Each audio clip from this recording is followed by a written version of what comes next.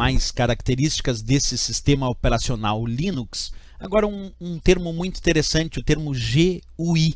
O que significa o termo GUI, muito vinculado a provas em relação ao sistema operacional Linux? Vamos lá. GUI significa interface gráfica do usuário.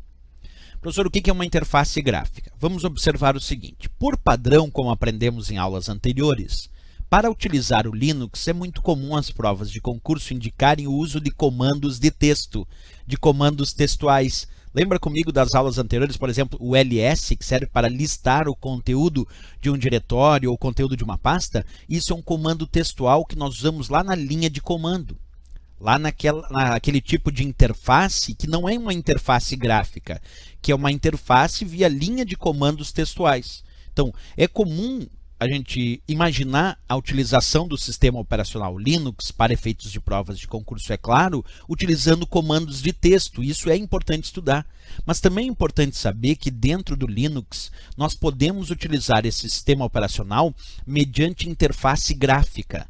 Isso significa que tu pode sim utilizar o Linux com janelas, com ícones, com atalhos, com itens como arrastar um arquivo, tudo isso que normalmente se faz lá no sistema operacional Windows, aqui dentro do Linux também é possível através do que nós chamamos de interface gráfica do usuário, que é uma interface que tem janelas, que tem barras de tarefas, barras de ferramentas, que tem ícones e facilitam a utilização do sistema operacional Linux para o usuário comum, aquele que desconhece esses comandos textuais. Portanto, sim, é possível usar o Linux através de interface gráfica, como é o caso do Windows. E essas interfaces gráficas recebem o nome de GUI, que significa justamente interface gráfica com o usuário.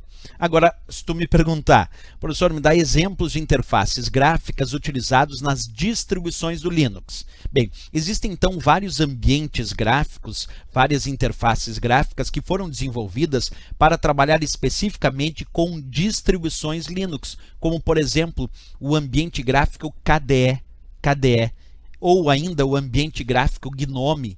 Tanto o KDE quanto o GNOME são conhecidos como ambientes gráficos que possuem recursos como janelas, barras de ferramentas, barras de tarefas e menus que deixam o uso do Linux muito mais fácil para o usuário comum. Então, se uma prova indicar exemplos de ambientes gráficos utilizados no sistema operacional Linux, nós podemos dar dois exemplos bem clássicos e que aparecem nas provas. O ambiente gráfico KDE, e aí tu está visualizando agora nessa imagem o ambiente gráfico KDE, que é justamente um ambiente com janelas, com recursos próprios e que facilitam a utilização do Linux com esses recursos gráficos, sem obrigação da necessidade de conhecer aqueles comandos textuais.